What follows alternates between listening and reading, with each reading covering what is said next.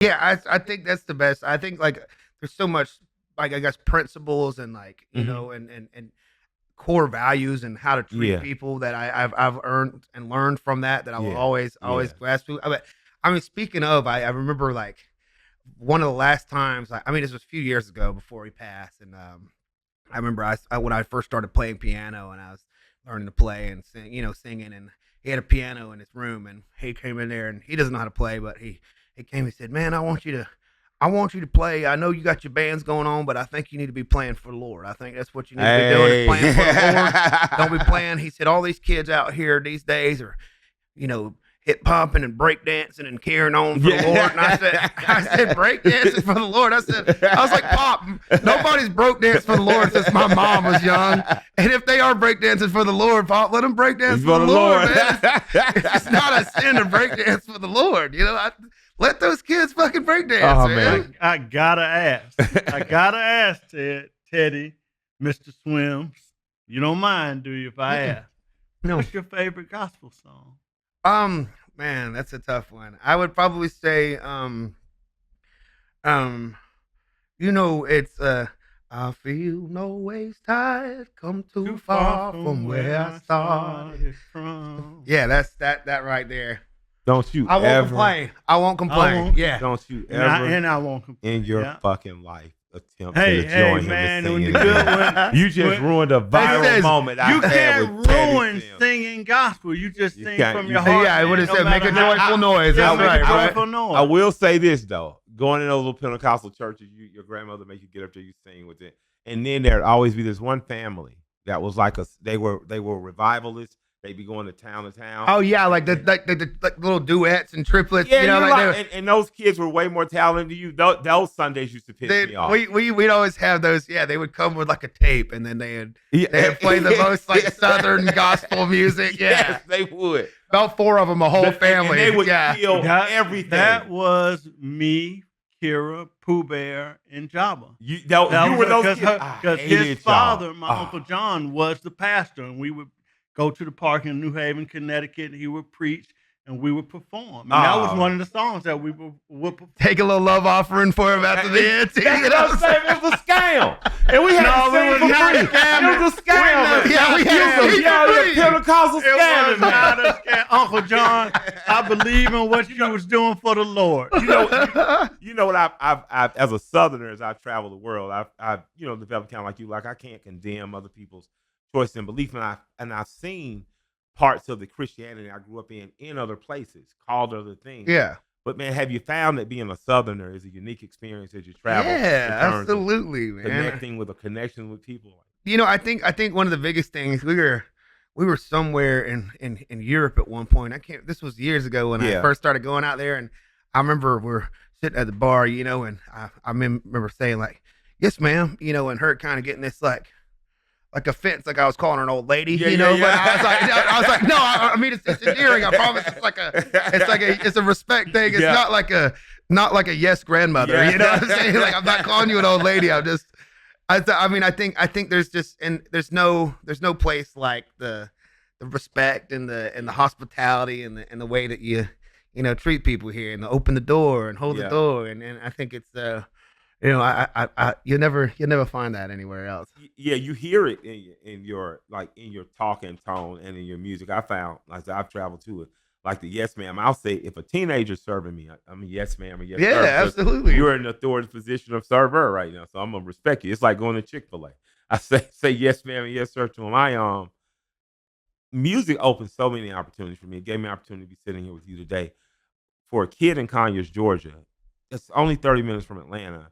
Man, you are this big global phenomenon. Thing that you ever as a kid imagine that it would be this. Yeah, hell yeah. Okay, No, talk no, to yeah, me. Talk yeah, to me now. absolutely, Talk man. to me now, because I was This a is- believer at 9. Yeah, this is it. I mean, as soon as I found this passion and found this door opened up, it was like I got to do this. Yeah. I remember my first time like feeling like it was 2007. I went to Warp Tour and this was like all these badass bands was playing at the time.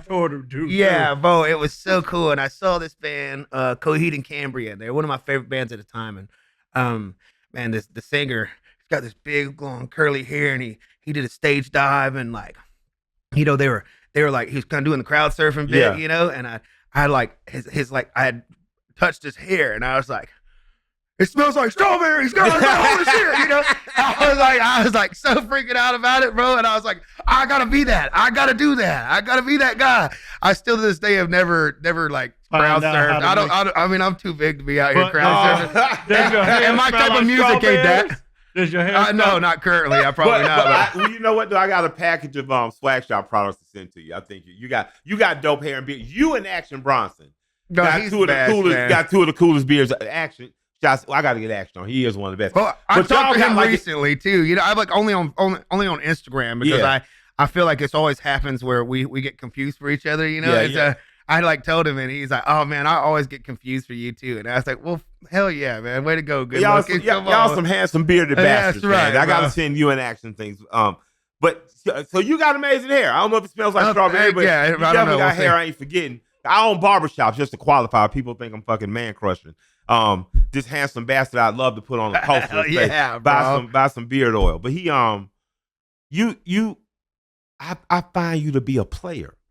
And what I mean by that is there's a stick, like out of Nashville, you got to have your Western shirt, you got to have on your you got to have your Ford F-150 or 250 in the background. But Georgians, whether it's you or the Allman Brothers, REM, it's just that there's a player aesthetic about it. It feels like Outkast could play right after the record. You know what I'm saying? It feels like Goody Mob is played in the same party.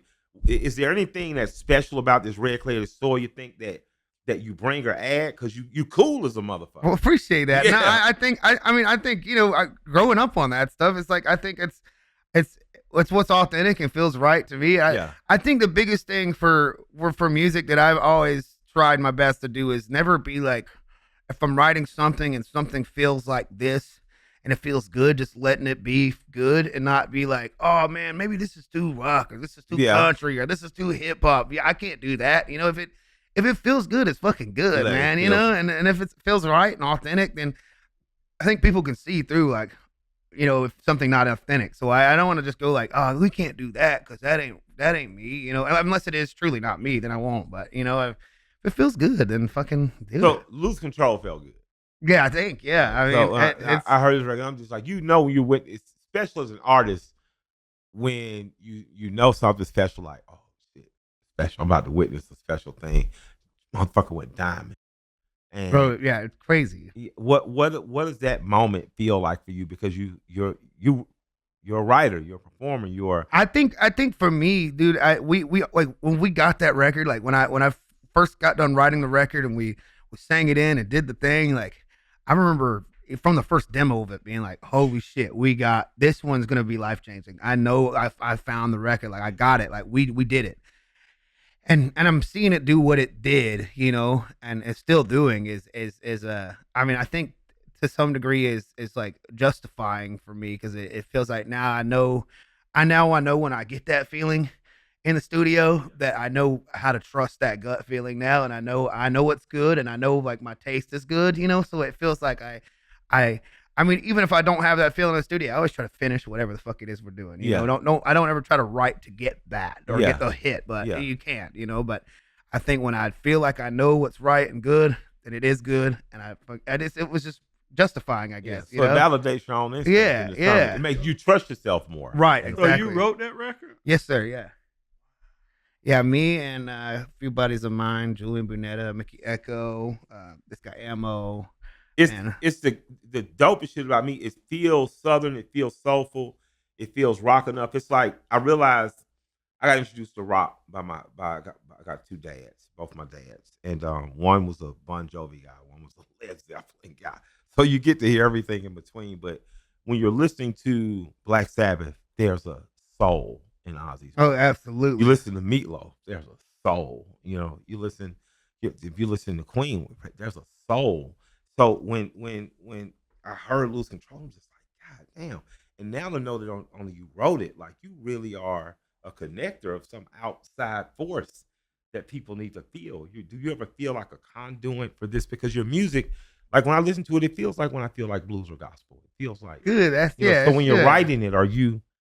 I don't think I'm ever going into like we need to bridge all these things. Yeah, but I think it's just like whatever serves the what they say, like the most important member of the band is the song. And yeah. whatever serves that song and that feeling and that emotion, I think is the way you got to take it. And I mean, that's also a big shout out to fucking Julian Bunetta for pushing the record 150 ways. That guy doesn't stop. Until it's the right fucking thing. He'll like experiment, and I mean we'll get 150 something versions of the tune until it's like You did that's right.